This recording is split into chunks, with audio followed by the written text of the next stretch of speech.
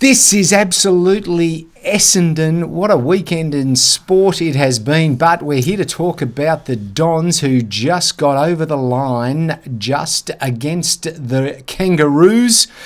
We are now sitting at 11 wins, 10 losses. Yep. We are ninth Fantastic. on the ladder. We are still technically alive, but it does look like we need to win our last two games to play finals football. Whether we want to or not, well, that's another story. But that's probably where we're sitting. One more win is probably not going to get us there because of the percentage. Now, I tipped the Roos. I tipped Essendon to win by 8 points. Did, yep. How did your selection go? Not good. They let me down, the Kangaroos. They really did. Yeah, I was expecting a much better performance from them. Because they played well. They were okay, but obviously not quite good enough against the juggernaut that is the Essendon Football Club. The unstoppable force. The unstoppable force. Yeah. North, look, all jokes aside, did pretty much what I expected other than getting the win. And they came out firing on all cylinders for their great Ben Cunnington, who, of course, was playing his last game. He was. Yes, might as they well. almost gave him a fairy tale. I tell you what, they should be renewing his contract because he was actually fantastic. Got 2 goals. And, and one in the last quarter that really... Well, could have possibly got them over the line. But, yes. He was really good. And... it's funny how sometimes these guys, when they've said they're going to retire, and then they come out and play a game like that, and you think, why? Because he was going so well. But anyway. Amazing. Yeah. But overall, that was pretty much, I think, summarised our season. And, we were average, maybe a little bit better than average. Yeah. I don't want to be too negative because I'll bring out all the happy clappers. But, you guys, you prima donnas. Yes, prima donna. If you're watching, how you doing? I resemble that remark. Yeah. Well, I'm happy to be a prima donna. Oh, yeah? Yeah, because I think someone's got to be because that performance against North was pretty bad. And well, we've now played 17 and 18th. We have. We've won, but hardly in a convincing fashion. I think that's the issue, is it not? Because West Coast, who we just got over the line, who did they play yesterday? Well, that's the thing. So West Coast, probably should have beaten us. Then go back to their home ground and get done by over 100 points against another struggling side. So, really just highlighted how bad they are. Yet they were playing like a premiership team against us. And then North, who are now 19 games in a row in terms of losses, they were 18 before they played us, come out and play like a top 8 side. What is going on with our football club that we are just so inept in terms of putting away these bottom sides like every other club does, but we just can't seem to be able to do it. To me, it's utterly in the mind, and it's been going on for years. There's just no killer instinct in our football team. No, but it's a very even competition, DT. You just don't seem to... Are we quoting the great... You don't seem to realise. You're not buying that? He shouldn't be selling it? Hawthorn, I think, is a perfect example of where we should be. They've gone through the harshest of rebuilds. I mean, they flung out of their club a Brownlow medalist in Mitchell. Yeah. They kicked out Jaeger O'Meara, and others. I think they've got Gunston went up to Brisbane. These guys were champions for them because they knew they had to go back to the draft, get young guys in and rebuild their list. They've already gone past us. Yeah. With Sam Mitchell, who's a very good coach, not a particularly nice person, but... well, you know that, do you? Well, I mean, that's my opinion. Oh, because of the incidences with Essendon. A few incidents. That incident when he was being mocking us for our alleged drug taking. He did too. He's dead in my eyes. I hate him now. Yeah, we all hate him. But look, they've gone past us. I mean, in the last 2 weeks, when we've absolutely struggled to put away the 2 worst teams this competition's seen for decades, they've gone out and beaten the flag favourites in Collingwood, and then backed it up and knocked out beat the Western Bulldogs, who up until then were in pretty good form. Gave us a smashing only a couple of weeks ago. Yes. So Hawthorn Essendon, Brad Scott talks about, we're a young side. They're a younger side. And they've got some amazing talent coming through. They have gone past us already. Yes. If we were to play Hawthorn this week, they would beat us, Yeah. for sure. So we've got some problems. I love to blame injuries. We are missing a few players, but Yes. look, every side is at this time of year. It's in the head. And I don't know what it is. Is it the game plan? Yeah.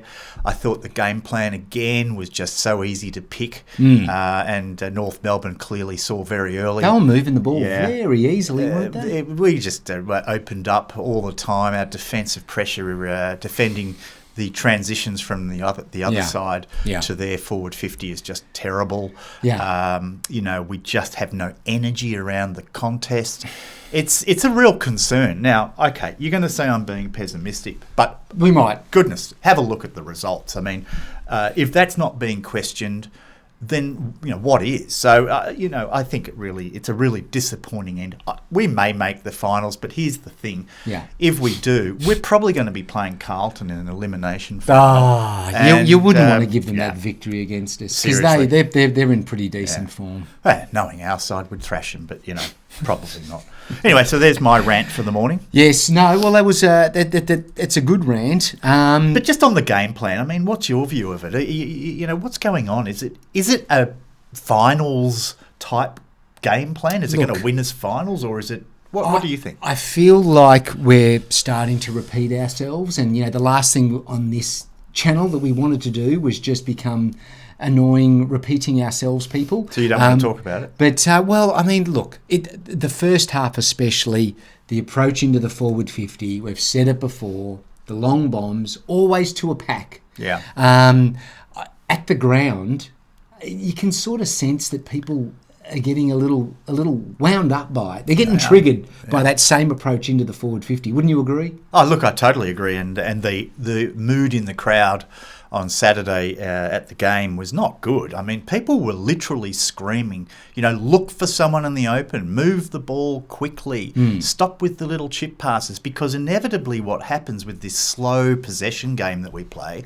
is the other side are able to get back in defence and just, crowd the forward 50, giving our forwards no chance of finding open space. Yet when they went forward, Larky, who was fantastic, kicked 5 goals for them. Yes. What a great player he is. Yeah. Was pretty much, it was either a one-on-one contest or he had the open space in which to run. Yeah. And it was just, that's how simple it is. So whose responsibility is that? Is it the players not executing? Is there a game plan hiding behind there, but they just don't know how to execute it? Or are they being told, let's run with that. Just keep kicking it to Peter and hope for the best? Because I've seen that now over the last few weeks, that approach into the forward 50 to the pack, 30 metres out, about 300 times, and it's come off about twice. They're not good numbers. Well, obviously Peter Wright's not in great form and marking form.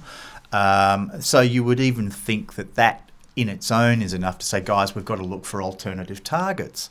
It's just not working. And the other one is the defensive kick out of the 50 to the wing, where there's a pack of 8 players, rather than taking the slightly more risky option and bringing the ball back into the corridor. Yeah. Hats off to Nick Hind again. Yeah. Now, he had a couple of shocking turnovers in this game, Yeah, I have to say. But I'll take that any day. I would rather a player turn the ball over attempting something creative than the pragmatic turnovers where a player's doing a 2-metre handball or a little dinky pass to a teammate and that gets turned over. At least with Nick Hind, he's trying something, but the amount of just dumb handballs that were on show for us, there was a couple of really bad culprits. I'm not going to name them, but Andrew McGrath comes to mind. There's been seriously. a few comments about our number one over sort of recent weeks. The butcher of Marvel. No, I'm probably not as harsh. I would still much rather have him and what he does. Do you? But yes, there have been a few occasions. Well, where anyone who's going to come at me for picking on Andrew McGrath needs to wind back a few weeks to some episodes we did earlier in the year when I said he was an All-Australian candidate. Oh, yeah. So, but his form in the last... Look, he gets the ball, and to be fair, overall, he was better than he was worse. But, boy, does he make some dumb decisions? And he's not alone. He's not alone. So, so our chip passing style, our uncontested possession style of play just doesn't seem to be good enough to really take on anybody at the moment. And the opposition are working it out. They know just drop back in a defensive zone and eventually we're going to have to kick the ball long because all the one-on-one options are gone. Yeah. And they're just able to rebound it out of our forward 50 straight back to the other end and score. And just so quickly. Yeah. It's just a ricochet. Yep. So the positives are we got Nick Martin back. Yeah, well, look, I just want to talk about a couple of North Melbourne players beforehand because I'd like to acknowledge the other side because I think they deserve some acknowledgement. All right. I mean, a team that's lost now 19 games in a row, but gee, they've got some good talent down there. We mentioned Larkey. Cunnington obviously is on his way out. Yeah. But Davis Uniacke was fantastic for them, and Harry Sheasel. What a player he's going to be. Wow. I'm sure had we had the chance to draft him, we would have gone for him. Would we? Yeah, absolutely, yeah. Sheasel and Wardlaw were the two that we were most interested in. Right. But North quite rightly grabbed them before us. Right. But they were great. But on our team, I mean, who did you think stood out? Well, first of all, let's, Merritt. He was tagged.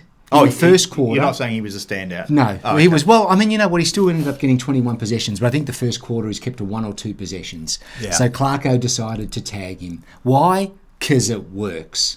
And we continue to just let players like Sheasel and the others just run around at their will. Like, it's not rocket surgery. Why can't we try it? Yeah, a brain science. Yeah, rocket science. Yeah, can we? You know what I mean? Can we have a show for those that are not rocket scientists out there? I'm just wanting to help clear up the. Let's do a show of just mixed metaphors. Well, I'd be the king of that. No, you'd be. I'd win that hands down. No prep time required for you. They were definitely pretty good at knocking Merritt out of that guy. I didn't even say. I thought he was injured at one stage. Yeah. I was looking around and I said to the person I was with at the game, "Hey, is Merritt off the ground?"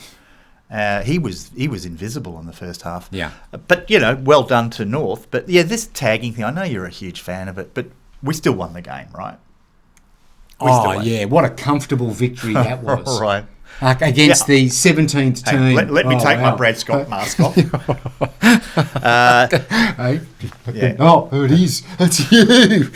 It's been you all along. It has. You've infiltrated the fan channel. Got inside. I knew by your grumpiness that really. All right. Okay. Continue now. Okay. All right. Let's. Hang on. We're up to positives. Face Off. Yes, that's right. Off, eh? Oh, Nicolas Cage. That's right. 90s? Nicolas Cage, John Travolta, 90. Yeah, 90s reference. Yeah. Anyway. Great film. One of my favourites. It wasn't. I think that put me off Nick Cage forever. It was terrible. Was terrible. That before Travolta did Pulp Fiction, or? No, it was after. That was the relaunch of his career. After Pulp Fiction. Pulp Fiction, he got Face Off, then he got Broken Arrow, and then he got... jeez. It's not a movie.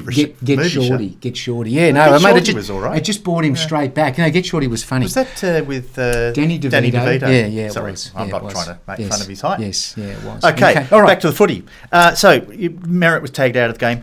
How did our number 37 go? Nick Martin. It was just so beautiful to see him back. Now, I don't know. He was on the wing there, I think, in the last quarter. I don't know. God. But he kicked those 3 beautiful goals. Boy, did we need those. Yeah. But it was just so great to have him back. Yeah. Very satisfied with the play of Elijah. Yeah, he was very impressive. I thought for a second gamer he had over 20 possessions. Yeah, and kicked a goal. Kicked a great goal, and he didn't the boys get around him. Yeah, they did. I think we've seen enough already to say he's going to be a player. Yes, that is exciting. Exciting. I think it took guys like Parrish a season before he got over 20 possessions, and that's not a criticism. That's actually quite normal for a young player. Yeah. So for Sartis to get 23 in his second game, I think says. Wow, he's going to be great. The Goblin, yes, continues. The Hobgoblin continues to perform well. Does a lot of the hard work. He was a bit of a brute in getting in and under, I thought. Yeah. You know, he's a young guy, a young player. Some of his disposals are a bit questionable, but He's got those beautiful tree trunk legs to has. get in and under. They're That's what you need. they're like oak trees. They are. They are. The diameter of one of his thighs would be about my body width, and I'm not a skinny guy by any means. But Hobbsy had 29 disposals. Yeah. I think that might be a career high for him. 6 tackles and 10 contested possessions. Yeah, he's beautiful. So he complements our mix very well because he's actually quite a hard-edged player. Yeah, when we've he got is. I'm not going to say they're softies, but they're a little gentle, some of our midfielders. And what about Baldwin? I'm interested in your thoughts on him. Yeah, I thought he did well. Didn't get a lot of the ball, wasn't. But I thought what he was doing was really good, and I love his kick. Yeah. Pinpoint, precision, laser-like, however you want to describe it. Laser's good. Is it? Yeah, I think it's a good one. Bullet, lasers. Let's mix the metaphor. A laser-like bullet. Okay. So he came into this team after much screaming on our part that he should be in there. And I noticed that Brad obviously watched our preview show. I was going to say, because there was no talk of him whatsoever. None. We discussed the whole issue of late changes. He was a late in. He was, just snuck in there. I reckon, people starting to watch this. I think Brad... Did someone slip a copy of our little It was probably his wife. It was episode? probably his wife. You know, he's probably just as frustrated as we are. Yeah. And she probably said, hey, Brad. Yeah. Come on, have a look Brad. at this video from these two clowns, Yes. these two prima donnas. Have a look at them. Have a look at them. Maybe you might want to listen to them, Brad. Yeah. Well, I'm not in the mood, love. Yeah. Hey, in the mood. I'm not on social As he media. slammed the phone down. But no, to his credit, he did pay attention, and for that reason, we're not going to be calling for his head this week. No. We'll take a week off. That might happen next week. But Baldwin, not a lot of possessions. I think he only had 8, but he was at 100%. Efficiency, and the kicking on the guy, he must have hit some targets lace out. I mean, 4 or 5 times I can remember. Yeah. And he was very assured in defence. A lot of the stats don't reveal his spoiling and pressure acts, and I thought he should not be out of this team. Please going forward. Please no. So there were some highlights for sure as far as our guys were concerned. There were. Now also, like in the last quarter especially, the likes of Guelphy put in some good smothers, putting in a bit of pressure. You had Jake Kelly helping out down there in the forward line as well. Yeah, what's with that? I don't know. Yeah. I have no idea. I don't understand the Kelly thing. Clearly they're not sure where he's best suited because he's played on the wing.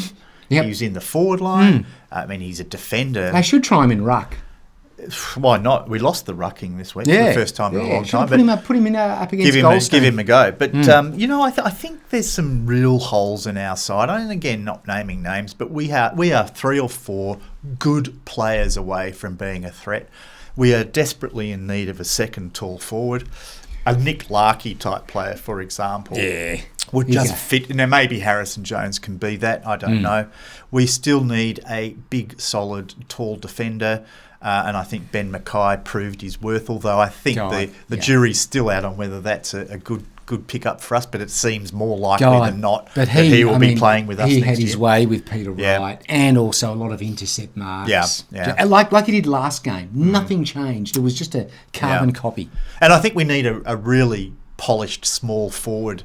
Again, they're not common, but if you could get a player like a Charlie Cameron or a Papley or one of these guys. Well, there has been mention amongst our comments. Yeah. People have been mentioning it, even a little scared, with a bit of trepidation. The likes of Jack Ginnivan. He's annoying to us Essendon supporters. Let's face it. Yeah. But he's there, sort of languishing in the seconds over at the Pies. What do you think about someone like him coming with his long sleeve? Yeah, I'm surprised. I'm surprised that he can't make it into the Collingwood side, but they're clearly going okay without him. But Ginnivan, he's not a bad player. I reckon he's pretty good. He brings a bit more. He's annoying for our a reason. Guys. Look, Menzie, I think's a keeper. He got a couple of goals in the North game. Guelphy, whilst I know he had a pretty decent last quarter, he applied a lot of pressure. Actually, he got a couple of really good smothers. But to be honest, do you want a guy on the side who's just good at smothering? He's got to be doing more, and he just doesn't. He might have a game once a year where he gets more than 15 disposals. But as a small goal-kicking forward, pressure forward, I'm just not sold on that. So there's 2 or 3 players, and every side has that, of course. But we are not the finished product, and perhaps some of the guys in the in the injury list, in the reserves, will come good in the next 12 months to fill those holes. But unless we fill them, we're still going to struggle to make the finals, and so we need to look into that. We've got Langford now sitting on 48 goals for the season. Yeah. Can you imagine our season without those 48 goals and where we'd be? True. I mean, I know we've said it before, but my God. So who's coming second? What do you mean? On the goal-kicking list? On ours? Well, I don't know. Well, I can tell you. It's Menzies. Oh, my Lord. I think, correct me if I'm wrong, but I think he's got 21 goals this season.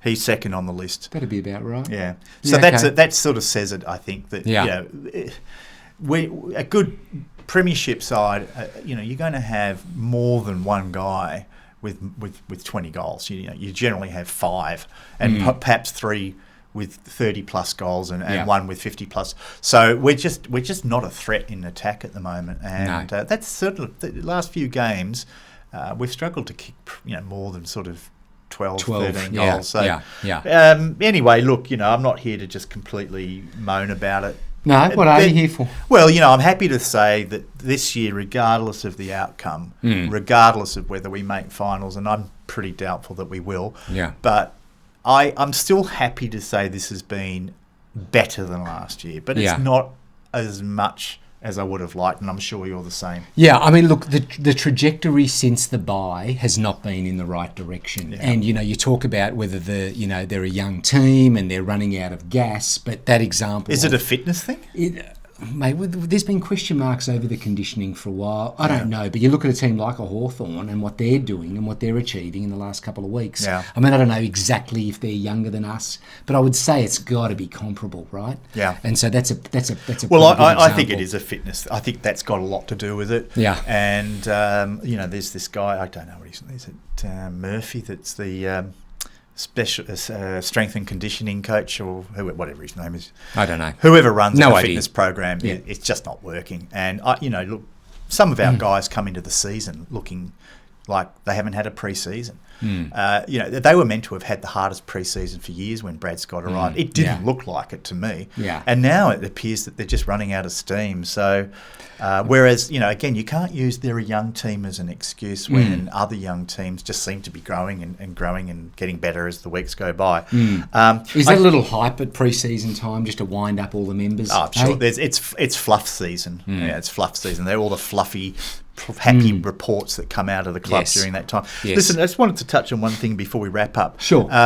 Craig Votso was interviewed over the weekend. Oh, was he? To kind of put some clarity around the departure of Josh Marnie. Oh, okay. And he did his utmost to say it had nothing to do with the Dodoro-Marnie battle of the century. Was he asked that directly?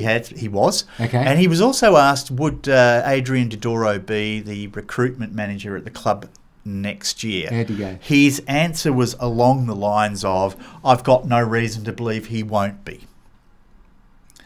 Right. Well, I've got a reason if you haven't, because you're new, Craig. Yeah. You've only just arrived. So let us bring you up to speed. You haven't lived through the heartache that we have for the last 20 years in which your recruitment manager has been running the show down there. And I mean running the show because, let's be honest, he might be recruitment manager by name, but he's the boss by nature.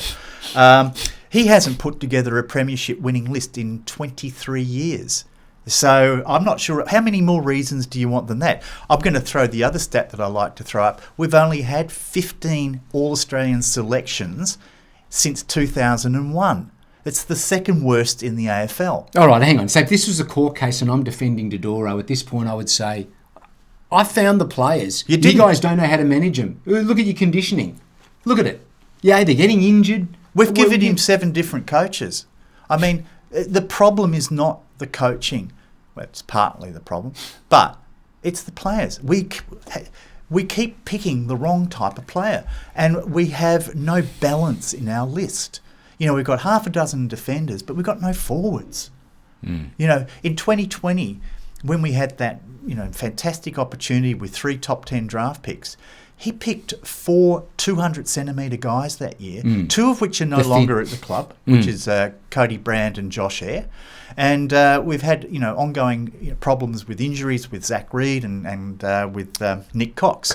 So Perkins was the only player that sort of was a non-tall in that draft year. Yeah. So, where is the balancing act that you need to have to get... Look, Collingwood have maybe 1 or 2 superstars, but they're pretty much... across the board, not to be disrespectful to their players, but they're a balanced side. That's why they're so good. And they have the right blend of forwards, mids, defenders. We are all over the shop. Our midfield players are all the same height.